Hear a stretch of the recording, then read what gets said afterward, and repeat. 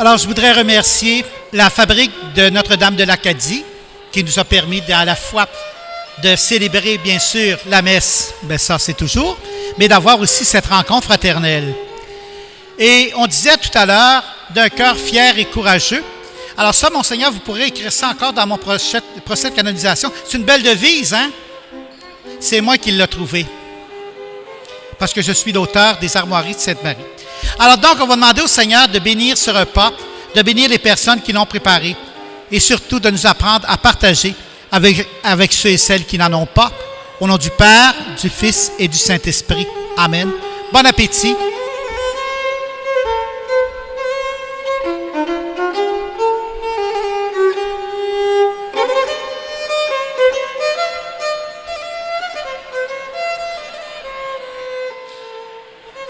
Je vais vous demander juste d'accueillir et d'applaudir le comité organisateur de l'événement qui a travaillé depuis presque 1 an à vous préparer ce genre d'activité pour l'année 2017.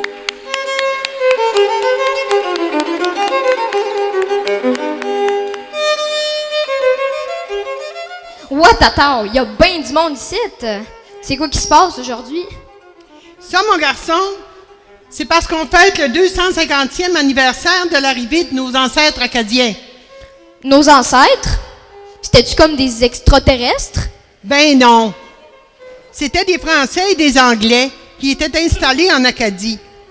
Aujourd'hui, ça s'appelle le Nouveau-Brunswick puis la Nouvelle-Écosse. Viens, je vais t'expliquer. Ils ont été déportés de leur pays en 1755 et ils sont arrivés ici en 1767, après que certains aient passé quelques années aux États-Unis. Moi, je suis-tu un Acachien? Pas un Acachien, un Acadien. Toi, ça dépend. J'entends parler de moi? Est-ce que c'est vous, monsieur Acadien? Non. Mon nom, c'est Jean-Baptiste Richard. Je suis né en Acadie. Je suis arrivé ici en 1767. Toi, c'est comment ton nom? Moi, je m'appelle Emmanuel Séguin. Mon père, c'est Benoît Séguin, puis ma mère, c'est Olivia Pelka. Ben oui, je les connais, moi. Ils sont arrivés ici en 2003. Ils ont acheté la maison de Vital-Lorrain. Ben, moi, je peux vous dire, quand je suis arrivé ici, il n'y en avait pas de maison.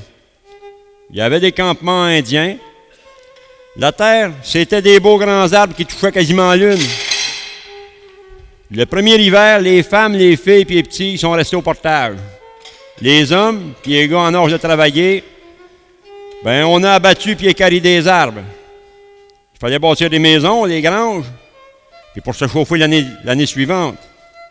Au printemps, les 10 familles, il y avait toutes de quoi se loger, puis un coin de terre à dessoucher puis à semer le long du ruisseau. Le ruisseau vaché.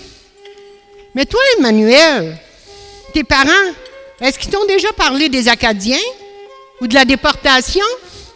De la décoration? Non. À part m'avoir fait choisir la couleur de ma chambre, non. Pas la décoration, la déportation. Le grand dérangement. C'est-tu pas effrayant que tu saches pas ça, bout de batèche? Une déportation, là, c'est quand on prend tout le monde d'un pays puis on les envoie ailleurs d'un autre pays. J'étais pas tout seul aux États. Les Anglais en avaient envoyé un paquet, presque toute l'Acadie.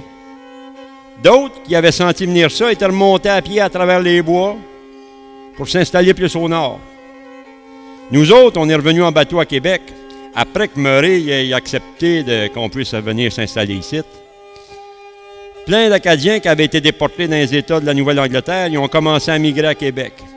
Il y avait des Bourgeois, des Melançons, des Godettes, des Janson, des Martin puis des Robichaud. Il y avait aussi des Miro, des Fontaines puis des Granger. Ah oui, les Lards aussi sont arrivés en même temps que ce monde-là. Hey, y en a un qui s'appelle Godette dans mon école primaire, mais je savais pas que c'était un Acarien. Pas un Acarien, un Acadien. Ah, Acadien. Avec le temps, on s'est installé comme il faut. On n'avait pas de ben mal commode parce qu'il y en a d'autres qui sont venus nous rejoindre. Il y avait des Leblanc, des Thériault, des Landry, des Légaré, des Thibodeau, des Forêts, puis en oublié une gang. Vous étiez plutôt du genre accueillant, parce qu'avec le temps, d'autres sont arrivés. Les Dalpé, les Briens, les Blouins, les Gagnon, les Duprat, les Foster, les Rivet, Lépine et bien d'autres. Certains se sont mariés à des descendants d'Acadiens ou pas.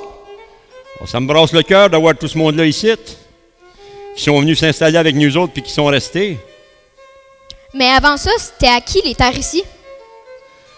Je vais te dire, mon petit gars, il y avait des sauvages qui vivaient ici. Ils chassaient, ils pêchaient, ils cueillaient ce qui poussait dans les bois, puis ils prenaient bien soin de leur territoire. On pouvait boire direct dans leur ruisseau. Wark! L'eau du ruisseau? Comme Jean-Baptiste le dit, en 1767, plusieurs familles acadiennes qui sont arrivées au Portage, aujourd'hui l'Assomption, avaient besoin de s'installer. C'est le curé Jacques de Jais qui les a accueillis et leur a indiqué où se construire. Puis ces premières familles-là, c'était-tu un peu comme les Syriens aujourd'hui? Si tu veux. Mais dans ce temps-là, c'était les seigneurs de Saint-Sulpice qui s'en sont occupés. Des seigneurs? Oui, on les appelait comme ça parce qu'ils avaient une seigneurie, c'est-à-dire un ensemble de terres. Les seigneurs ont demandé à l'arpenteur Jean Pellado de mesurer des lots de 3 arpents de front sur 30 de profondeur pour que les nouveaux arrivants s'établissent. On a appelé ça des concessions. Les terres, elles n'étaient pas vraiment données parce qu'il y avait des redevances à payer qui ont été prélevées plus tard par les comptes de taxes municipales, puis dans certains cas, jusqu'en 1970. Ça s'appelait la taxe seigneuriale. Seigneuriale? Tu sais que le ruisseau de Sainte-Marie s'appelle Vacher? Ben oui, il passe en arrière de chez nous. Quand les terres ont été mesurées, une des bornes naturelles qu'on a utilisées, c'était le ruisseau. Et comme l'arpenteur était accompagné d'un monsieur qui s'appelait Monsieur Vacher, dit Saint-Antoine, ben ils ont nommé le ruisseau du nom de ce monsieur.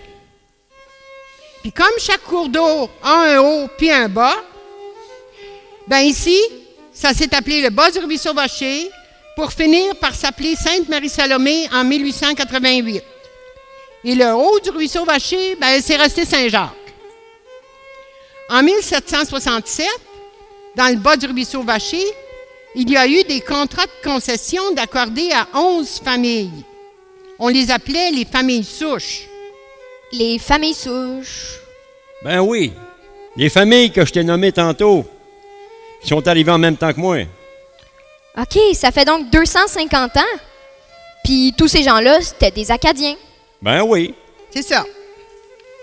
Puis c'est pour ça que tout le monde est ici aujourd'hui. On fête Jean-Baptiste, puis tous les autres qui sont arrivés en même temps. Là, je comprends. Moi, mon petit gars, j'aimerais te dire que si tu as tout compris ce qu'on a dit, ben il faut continuer à le raconter pour que les amis, les autres générations qui vont venir après, sachent comment que ça a commencé ici. Comment que les premiers qui sont arrivés, ils ont trouvé des forêts riches puis une belle eau pure. Comment ils ont respecté la terre qui les nourrissait, mais pas autant que les sauvages le faisaient avant, bien sûr. En leur racontant ça, je suis sûr qu'ils vont sentir en dedans d'eux autres, comme les premiers Acadiens qui sont arrivés ici. Ils sont capables, eux autres aussi, de l'aimer, cette terre qui nous nourrit. Parce qu'ils sont un peu comme tout le monde ici, descendants acadiens. Moi, je serais peut-être jamais un Acadien de souche, mais sûrement un Acadien d'adoption.